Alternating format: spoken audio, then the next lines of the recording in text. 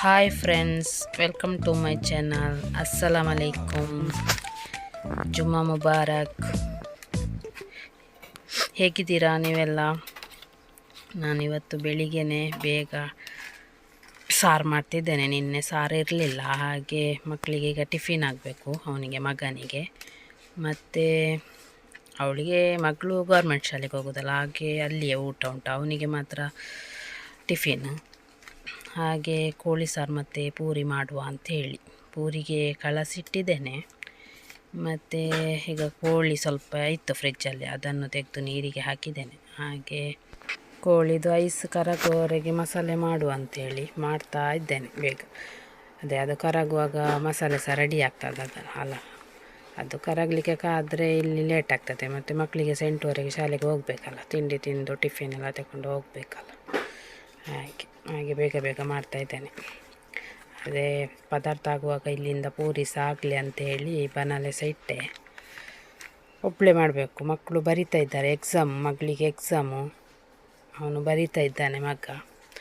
ಮತ್ತು ನನಗೆ ಬೀಡಿ ಸಹ ಉಂಟು ಹಾಕಲಿಕ್ಕೆ. ಈಗ ಅದಕ್ಕೆ ಮಧ್ಯಾಹ್ನ ಪದಾರ್ಥ ಮಾಡಲಿಕ್ಕೆ ಟೈಮ್ ಸಹ ಸಿಕ್ಕುವುದಿಲ್ಲ.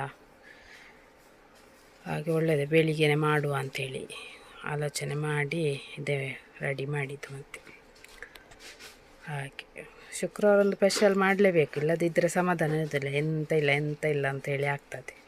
ಹಾಗೆ ಕೋಳಿಯ ಮೀನ ಎಂತಾದರೆ ಮಾಡ್ತಾ ಇರಬೇಕು.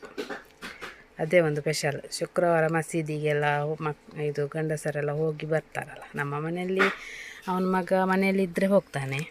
ನನ್ನ ಹಸ್ಬೆಂಡ್ ಬೆಂಗಳೂರಲ್ಲಿ ಇರೋದು, ಹೋಟೆಲ್ ಕೆಲಸದಲ್ಲಿ ಇರೋದು. ಹಾಗೆ ಅಲ್ಲಿಂದ ಹೋಗ್ತಾರೆ ಅವರು ಮಸೀದಿಗೆ. ಅಲ್ಲಿ ಬೆಂಗಳೂರಿದ್ದು ಟೈಮ್ ನಿಮಾಜಿದು 2 ಗಂಟೆ, ಇಲ್ಲಿ ನಮ್ಮದು ಊರಿದು 1 ಗಂಟೆಗೆ. ಅದು 1 ಗಂಟೆ ಹೆಚ್ಚು ಕಡಿಮೆ ಉಂಟು. ನಾನು ಹೆಚ್ಚಾಗಿ ರಾತ್ರಿಗೆ ಪದಾರ್ಥ ಮಾಡೋದು. ಹಾಗೆ ಮತ್ತು ಮಧ್ಯಾಹ್ನ ಒಂದು ಅನ್ನ ಮಾಡೋದು ಮಾತ್ರ. ರಾತ್ರಿದು ಪದಾರ್ಥ ಇರ್ತದಲ್ಲ, ನಾನು ಮತ್ತು ಅತ್ತೆನೇ ಇರೋದು. ನಾವು ಊಟ ಮಾಡುವಾಗಲೇ 3 ಗಂಟೆ ಆಗ್ತದೆ ಮಧ್ಯಾಹ್ನ.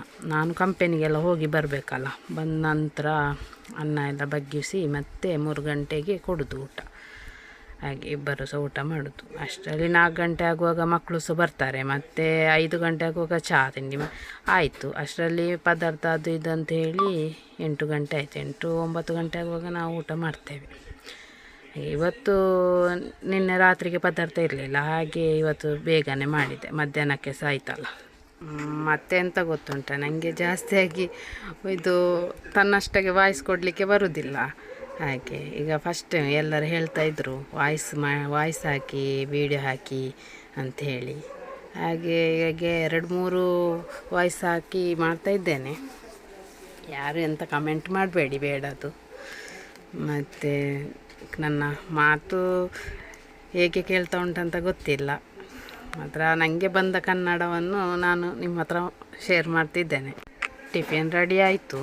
ನಾನು ಟಿಫಿನ್ ಬ್ಯಾಗ್ ಗಲೀಜಾಗಬಾರ್ದು ಅಂತೇಳಿ ಕವರ್ ಹಾಕಿ ಕೊಡೋದು. ಸಾರೆಲ್ಲ ಬಿದ್ದರೆ ಡೈಲಿ ತೊಳಿಲಿಕ್ಕೆ ಆಗೋದಿಲ್ಲಲ್ಲ, ಹಾಗೆ.